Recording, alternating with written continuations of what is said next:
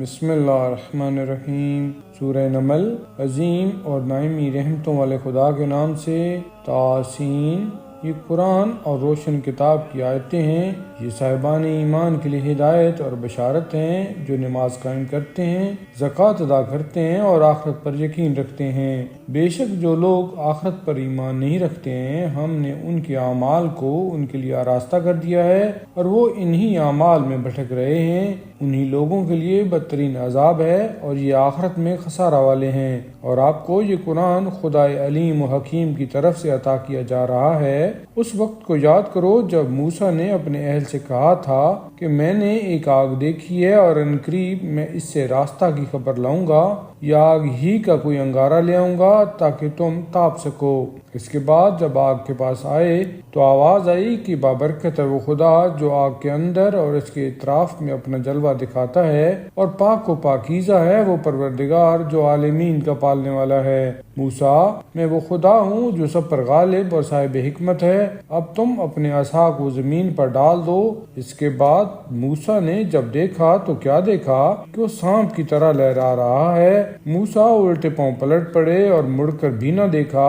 آواز آئی کہ موسیٰ ڈرو نہیں، میری بارگاہ میں مرسلین نہیں ڈرا کرتے ہیں۔ ہاں کوئی شخص گناہ کر کے پھر توبہ کر لے اور اس برائی کو نیکی سے بدل دے تو میں بہت بخشنے والا مہربان ہوں۔ اور اپنے ہاتھ کو گریبان میں ڈال کر نکالو تو دیکھو گے کہ بغیر کسی بیماری کے سفید چمکدار نکلتا ہے۔ یہ ان 9 معجزات میں سے ایک ہے جنہیں فرعون اور اس کی قوم کے لیے دیا گیا ہے کہ یہ بڑی بدکار قوم ہے، مگر جب بھی ان کے پاس واضح نشانیاں آئیں تو انہوں نے کہہ دیا کہ یہ کھلا ہوا جادو ہے۔ ان لوگوں نے ظلم اور غرور کے جذبہ کی بنا پر انکار کر دیا تھا، ورنہ ان کے دل کو بالکل یقین تھا۔ پھر دیکھو کہ ایسے مفسدین کا انجام کیا ہوتا ہے۔ اور ہم نے داؤد اور سلیمان کو علم عطا کیا تو دونوں نے کہا کہ خدا کا شکر ہے کہ اس نے ہمیں بہت سے بندوں پر فضیلت عطا کی ہے۔ اور پھر سلیمان داؤد کے وارث ہوئے اور انہوں نے کہا کہ لوگوں، مجھے پرندوں کی باتوں کا علم دیا گیا ہے اور ہر فضیلت کا ایک حصہ عطا کیا گیا ہے،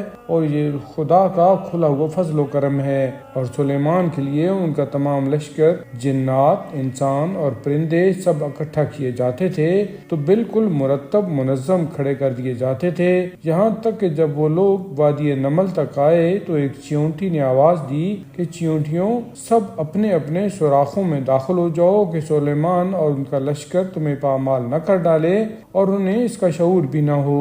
سلیمان اس کی بات پر مسکرا دیے اور کہا کہ پروردگار مجھے توفیق دے کہ میں تیری اس نعمت کا شکریہ ادا کروں جو تو نے مجھے اور میرے والدین کو عطا کی ہے، اور ایسا نیک عمل کروں کہ تو راضی ہو جائے اور اپنی رحمت سے مجھے اپنے نیک بندوں میں شامل کر لے۔ اور سلیمان نے ہدہد کو تلاش کیا اور وہ نظر نہ آیا تو کہا کہ آخر مجھے کیا ہو گیا ہے کہ میں ہدہد کو نہیں دیکھ رہا ہوں؟ کیا وہ غائب ہو گیا ہے؟ میں اسے سخت ترین سزا دوں گا یا پھر ذبح کر ڈالوں گا، یا یہ کہ وہ میرے پاس کوئی واضح دلیل لے آئے گا۔ پھر تھوڑی دیر نہ گزری تھی کہ ہدہد آ گیا اور اس نے کہا کہ مجھے ایک ایسی بات معلوم ہوئی ہے جو آپ کو بھی معلوم نہیں ہے، اور میں ملک سبا سے ایک یقینی خبر لے کر آیا ہوں۔ میں نے ایک عورت کو دیکھا ہے جو سب پر حکومت کر رہی ہے اور اسے دنیا کی ہر چیز حاصل ہے، اور اس کے پاس بہت بڑا تخت بھی ہے۔ میں نے دیکھا ہے کہ وہ اور اس کی قوم سب سورج کی پوجا کر رہے ہیں، اور شیطان نے ان کی نظروں میں اس عمل کو حسین بنا دیا ہے اور انہیں صحیح راستہ سے روک دیا ہے کہ وہ اب یہ بھی نہیں سمجھتے ہیں کہ کیوں نہ اس خدا کا سجدہ کریں جو آسمان و زمین کے پوشیدہ اسرار کو ظاہر کرنے والا ہے، اور لوگ جو کچھ چھپاتے ہیں یا ظاہر کرتے ہیں سب کا جاننے والا ہے۔ وہ اللہ ہے جس کے علاوہ کوئی خدا نہیں ہے، اور وہ عرش عظیم کا پروردگار ہے۔ سلیمان نے کہا کہ میں ابھی دیکھتا ہوں کہ تو نے سچ کہا ہے یا تیرا شمار بھی جھوٹوں میں ہے۔